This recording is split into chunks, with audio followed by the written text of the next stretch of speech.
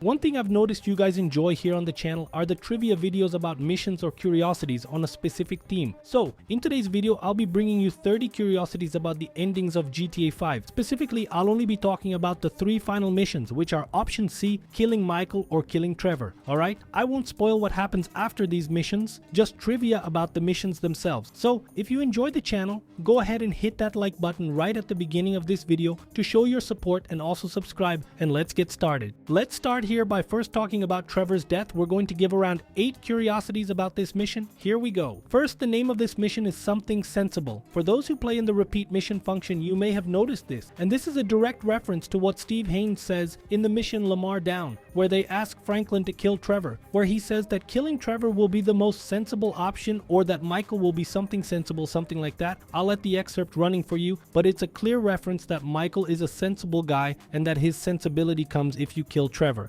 When the timing's right, you're gonna take old Trevor and put him out to pasture, homie.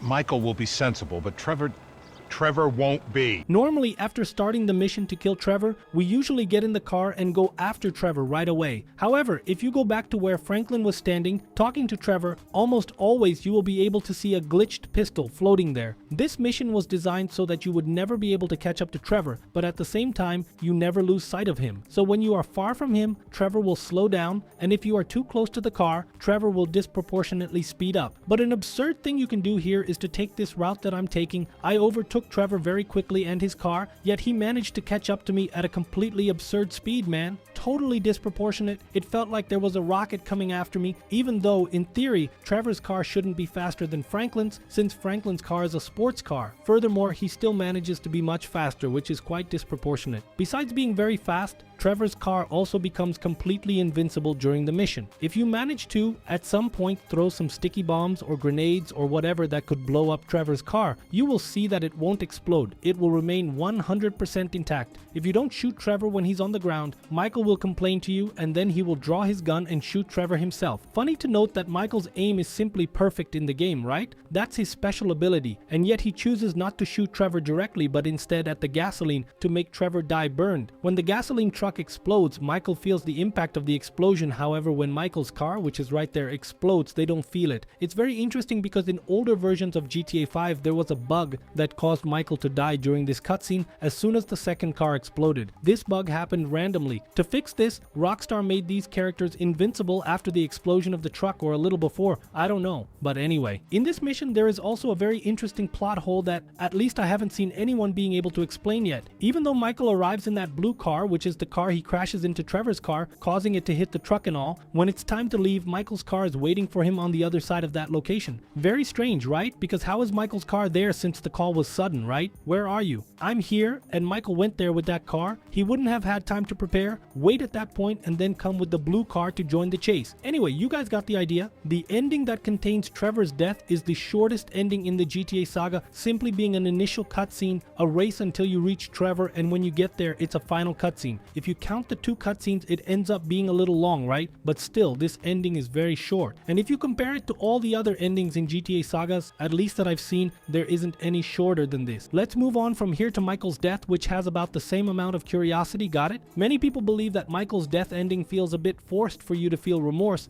especially when we hear Michael's dialogue with Amanda talking about Tracy going to college, which gives the impression that Michael is going to die right at the moment his family starts to improve. But if you choose option C and then go out with Amanda for a drive, you will have dialogues about Tracy in college, showing that this issue of Tracy in college is independent of the endings. This mission, just like Trevor's, is also programmed so that you never catch up to Michael and at the same time never lose sight of him. So depending on the distance you are from Michael, he may pass very tightly in front of the train, you know? In that scene where he goes in all the way and stuff, and that can leave his car completely wrecked, but like completely wrecked. However, even so, his car won't stop working, right? He might be only on 2 wheels, and he will still manage to reach the destination perfectly. Just like Trevor's car, in this mission, Michael is immortal. You can hit him with dozens or hundreds of shots and it won't make any difference. The only real difference you'll see is that in the cutscenes, he'll appear all riddled with bullets, but in fact, he won't die. One stop that is also very strange is that as soon as Franklin is going up there to the final water tower to get Michael, he takes a shot in the hand, and the funny thing is that he doesn't feel that shot. I don't know why Rockstar didn't remove that, right? I don't know, it became kind of weird. No matter what outfit Michael is wearing in this mission, when it comes to the cutscenes, I think in the last 2 or 3 cutscenes, he will always switch to the same outfit, which is a brown jacket and jeans. As for the hair, beard, and these things, they will remain as the player had them. However, the outfit will always end up changing. When they are up there in the final cutscene house, there's a line that Michael says to Franklin, and Franklin responds in a style like, "I taught you everything you know," and Franklin replies, "No, not everything." This is a direct reference to a mission with Playboy X and Dwayne that we do in GTA 4, where Playboy X says the same thing to Dwayne, and Dwayne responds in exactly the same way to Playboy X, so I'll leave both scenes here for you to take a look. Come on, you prick.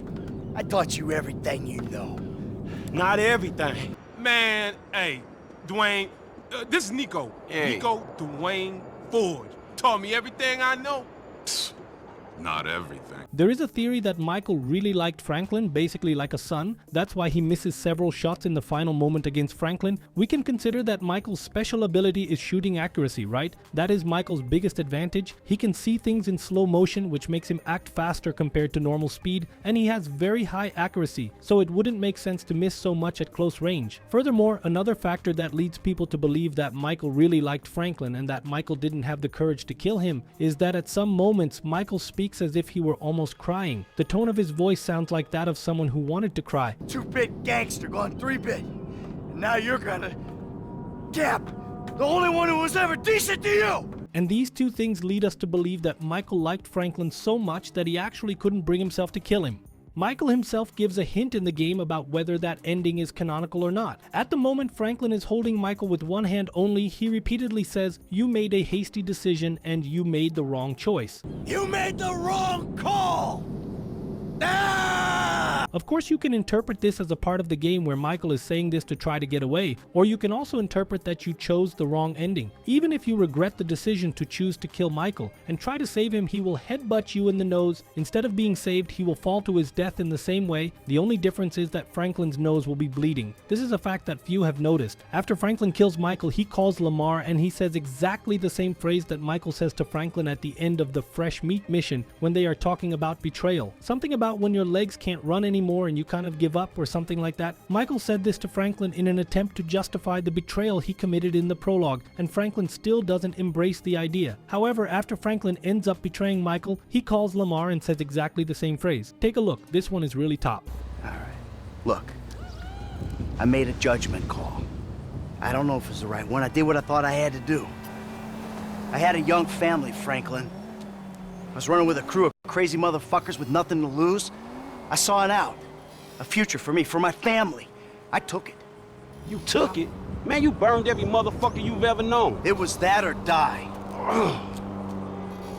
Look, I know it sounds cold. I don't expect you to understand it. Not yet, but you will. When you got ties of your own. Look, you wake up one day and your legs, they just give. You just can't run anymore. Look, I was just calling to see how you was doing, dog, or maybe we can hang out or something. Man, I know I've been kind of caught up in shit, man, but shit been real crazy, homie. But it's dealt with now. Fuck, man, you know how it is, homie. You just start running and shit, then all of a sudden your legs give and you just can't run no more. Anyway, man. Now let's move on to option C. If you happen to want to choose option C and by mistake you ended up pressing on option A or option B, you don't necessarily need to reload the save. After the first call, because Franklin makes 2 calls when you choose ending A or ending B, after the first call he makes, you can simply take your phone and call Lester, and the game will automatically switch the mission from option A and option B directly to option C, where you have to visit Lester to be able to risk everything by retrieving the canonical ending. In the part where we have to kill Steve Haynes, I believe that most people always went there to kill him with a sniper because as he's there on that Ferris wheel and all, it's kind of hard for us to see him to be able to kill him. And if you make any kind of wrong shot, the mission will fail. That being said, when we take the sniper shot, there's a cutscene where the cameraman asks where the shot came from and all, and he gets scared. Oh my God! The guy! What's his name? He shot him!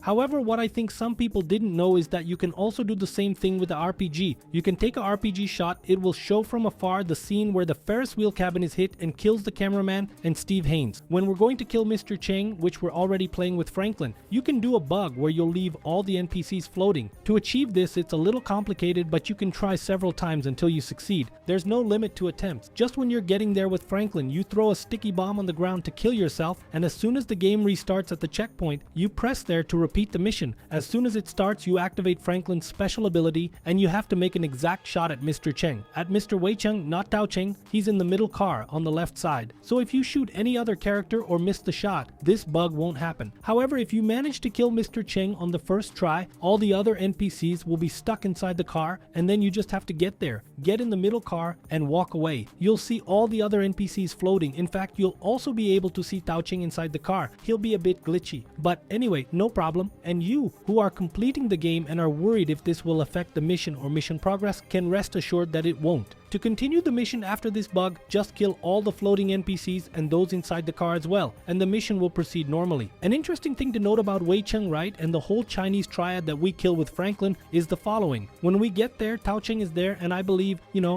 that most people, just like me, whenever they get there, they just start blowing everything up with sticky bombs because it's the easiest way to kill them, at least in my point of view. So I believe that both Wei Cheng and Tao Cheng died canonically. However, after playing some GTA Online, you find out that Tao Cheng didn't die. He appears in some GTA Online DLCs that take place after the story of GTA 5. I don't know why this NPC was included there if indeed he didn't die. Tao Cheng in GTA Online even claims that he almost died at the same place where his father died in Pacific Bluffs, but the game itself doesn't explain how he survived. After Lamar helps you in the first stage of this mission, when we are there at the foundry and all and we start killing several NPCs, Lamar simply disappears. It's not explained how he leaves, and he doesn't say goodbye to anyone. He doesn't send a message. He doesn't send anything. You only find out that he's actually alive after you complete the game, and then you can receive and send messages to him as well as set up other hangouts. You can kill Devin Weston without alerting him. That way you get to him before he hides in the trunk. How can you do this? Just go with a sniper with a silencer and you start killing all the guards one by one without letting the others see you killing, right? So you're really gonna sneak in there and kill each guard one by one. I'm showing here their positions. It's not very difficult. It's quite easy to do once you get the hang of it. And the funny part of all this is that when you go down the stairs to get to Devin Weston, you see him getting up in a panic and trying to get into the trunk, while in fact you're just watching him there doing something unnecessary because all the soldiers are already dead, and then just wait for the cutscene to start automatically at this point.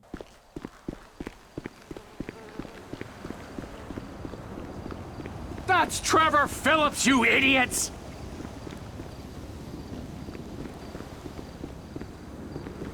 What do you mean all our operatives are dead? Wait, hear me out! No more talking!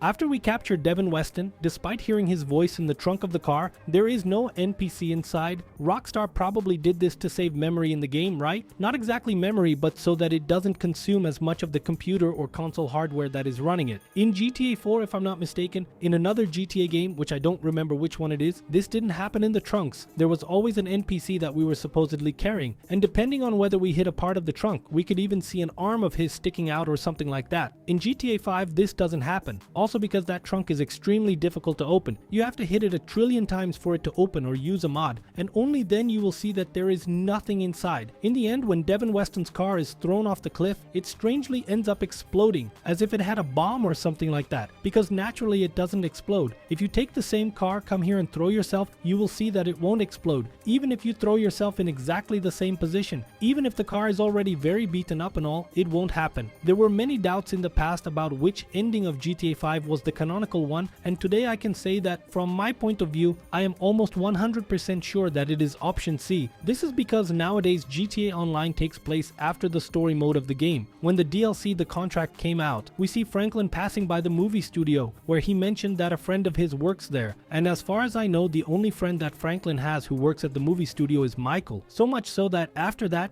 people started theorizing that there would be a part of The Contract Part 2 or something similar, where instead of Franklin's missions there would be missions involving Michael with movie-related stuff and such. I saw a lot of theories about this on the internet, but I'm still waiting for this DLC to come out. Honestly, if it happens, it's going to be really cool, but honestly I think it won't happen. About Trevor being in the same agency as Franklin, one of the receptionists described a guy who wanted to see Franklin, and the description matches Trevor completely, indicating that he is also alive. Unlike the mission to kill Trevor, which is the shortest final mission in the GTA saga, Option C is the largest final mission in the GTA saga. Sometimes it may not seem that big, but yes, it is massive. If you count all the parts it has, you will see that it is a mission of about 40 to 45 minutes if you do it calmly. If you are a speedrunner or something like that, it doesn't count. And of course, if you are a guy who is still getting the hang of GTA 5, this mission can even take an hour. As soon as we leave Devin Weston's house, we get this declassed tornado, where supposedly Devin Weston would be in the trunk. And then we have to make a route to the meeting point we arranged with Franklin and Michael. This route is a bit long considering that this declassed tornado is not so fast. To speed things up a bit, instead of going through all this part here, you know there are several twists and turns. You can simply break that wooden fence here and go straight down through the brush. You will already come out on that main highway down there, will shorten at least half of the way and will make the mission much faster. But of course, if you do that, you probably won't be able to see all the dialogues that Trevor has with Devin Weston when he's in the car, because there's no time for them to talk about everything since you cut more than half of the way. There is also a very strange one that goes like this. For some reason that I don't know what would be, when we get there with Michael to kill Stretch, if you use the editor mode, you can see that Stretch at the beginning he was holding a cell phone, that he is showing something to his friends, and this cell phone is exactly the same model of Trevor's cell phone. This also happens in a mission with Tracy, if I'm not mistaken. It's in the mission Complications. I don't know why it's Trevor's cell phone specifically that is with these characters. Besides all that, there is a bonus curiosity. Did you know that only 3% of the people who watch this channel are subscribed to it? Guys, don't be part of the 97% of people who consume the content of this channel and don't subscribe. If you've watched this video so far, you definitely liked it. It's free, but your support by subscribing to the channel makes all the difference, especially on a small channel. By clicking here next to this arrow, you subscribe to the channel and you're ready to receive new videos. That's it, folks. Big hug to everyone, and I'm out.